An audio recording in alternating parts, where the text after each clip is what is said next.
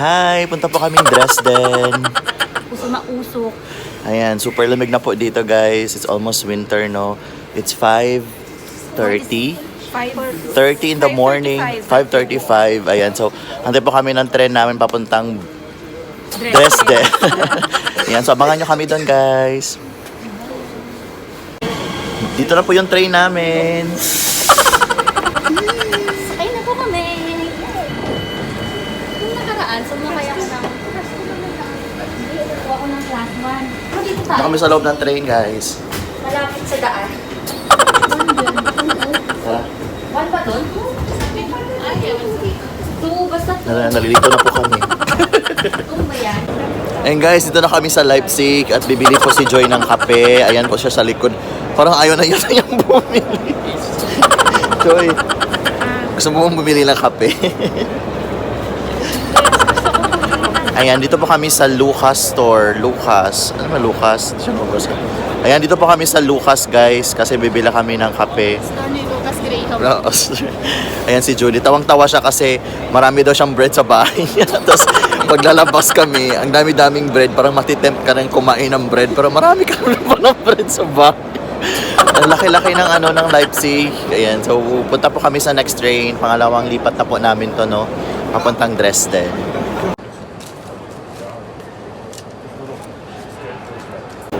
Ayan, bumili po si Joy guys. Ang dami-daming bread dito, oh. Ayan, iba't ibang bread. Yaman-yaman ni Joy, no? 9. Das war's. 3 Euro und 10. Danke, 10 Cent haben Sie. Dito pala sa kabilang side kukunin yung kape. May magtimpla ka, Joy. May magtimpla si Joy, guys. So, dalawang corner siya. Yung bread tsaka yung coffee corner.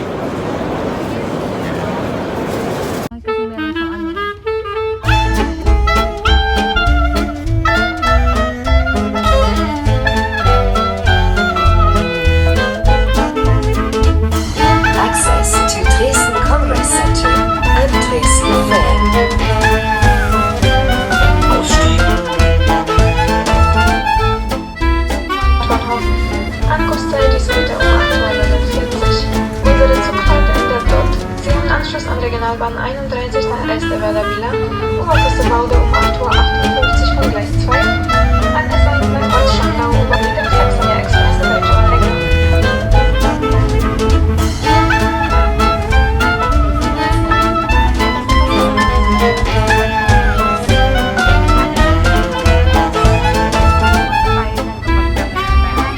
Dito na po kami sa Dresden Hauptbahnhof.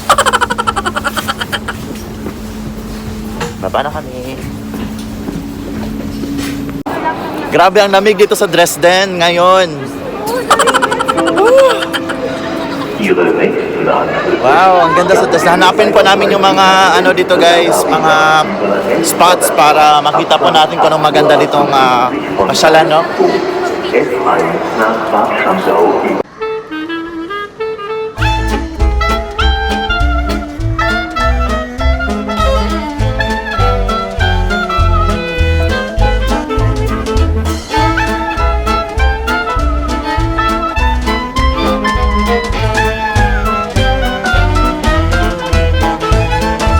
Guys, nandito na po kami sa Dresden Hauptbahnhof at first time po namin makita yung Christmas tree.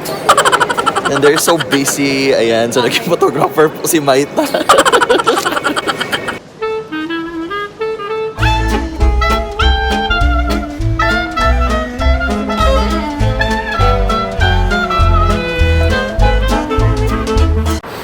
Ayan, so ito na po yung Hauptbahnhof ng Dresden, guys. So napakaganda po siya, no? Na tingnan. So, dito pa kayo pwedeng tumayo at magantay ng mga buses, no? After nyo galing sa loob at kakabababaan nyo from train. So, ang makikita nyo po sa loob is meron po siyang mga coffee shops. Meron po din siyang mga to-go na mga nagtitinda sa loob ng mga gamit-gamit, no? Ang nasa loob is yung Revi, ganyan, Revi to go. So, hindi po kayo magugutom sa loob. Maganda po talaga siya. So, ito yung paligid. Malapit lang di po yung dito, yung sakayan ng tram. Ayan, pero usually yung mga tao dito sa nag-aantay ng taxi. So, yan po.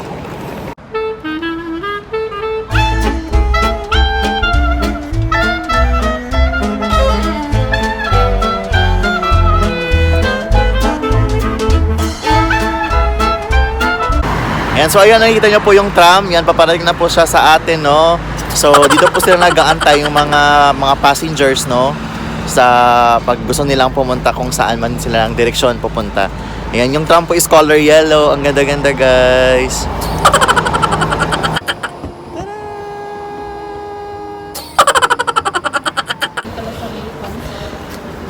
And kung mahilig kayo sa bike, ayan, pwede nyo pong i-station yung mga bike dito, no? Malapit lang din po siya sa, sa rails ng tram. Ayan. Ganda, guys.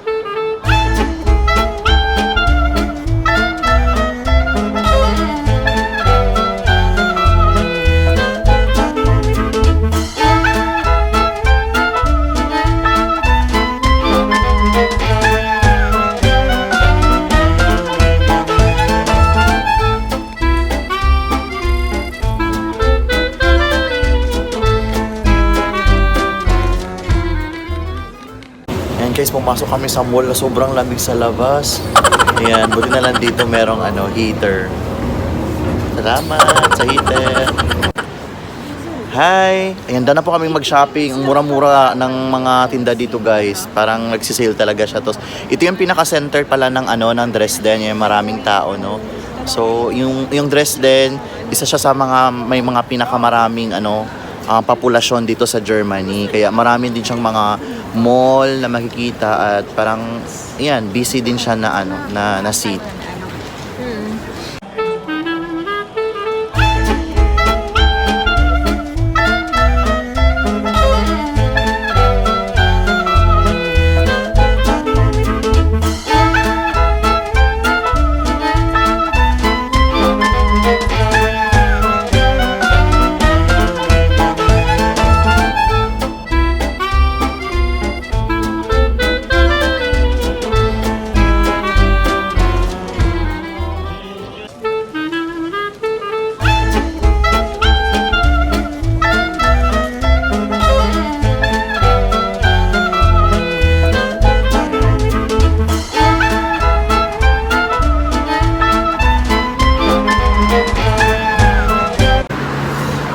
Tatawid na po kami sa kalsada, guys. Hintay po kami, yan.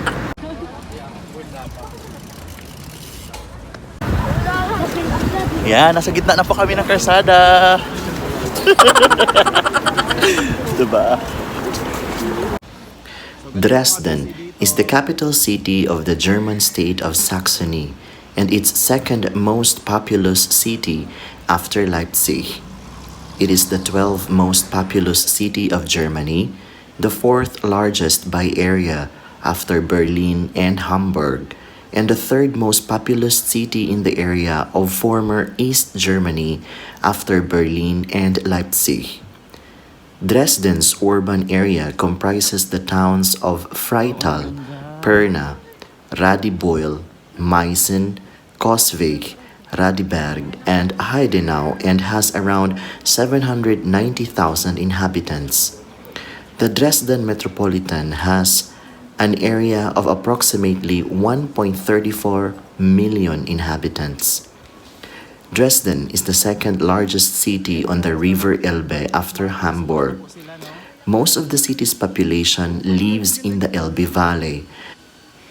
Dresden has a long history as the capital and royal residence for the electors and kings of Saxony, who for centuries furnished the city with cultural and artistic splendor, and was once by personal union the family seat of Polish monarchs. The city was known as the Jewel Box because of its Baroque and Rococo city center. The controversial American and British bombing of Dresden in World War II towards the end of the war killed approximately 25,000 people, many of whom were civilians, and destroyed the entire city center. After the war, restoration work was helped to reconstruct parts of the historic inner city. Since German reunification in 1990, Dresden has again become a cultural, educational, and political center of Germany. The Dresden University of Technology is one of the 10 largest universities in Germany and part of the German Universities Excellence Initiative. The economy of Dresden and its agglomeration is one of the most dynamic in Germany and ranks first in Saxony. It is dominated by high-tech branches, often called Silicon Saxony, according to the Hamburg Institute of International Economics and Berenberg Bank in 2019. Dresden had the seventh best prospects for the future of all cities in Germany.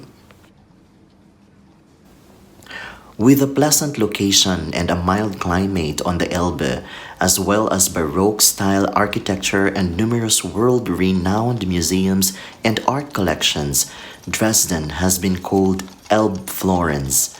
The incorporation of neighboring rural communities over the past 60 years has made Dresden the fourth largest urban district by area in Germany after Berlin and Hamburg.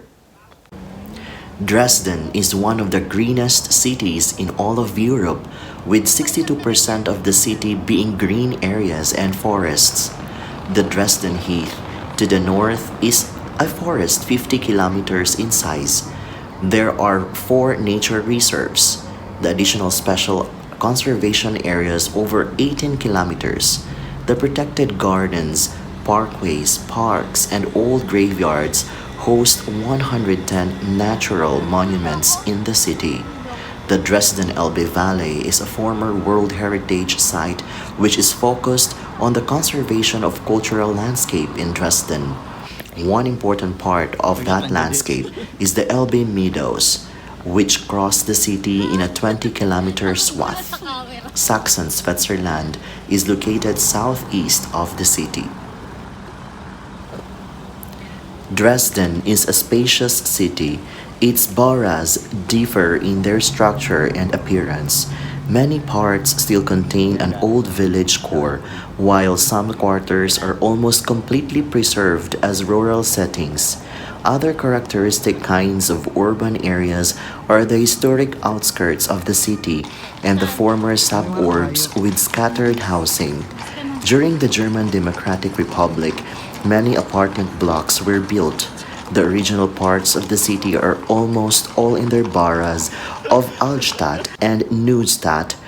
Growing outside the city walls, the historic outskirts were built in the 18th and 19th century.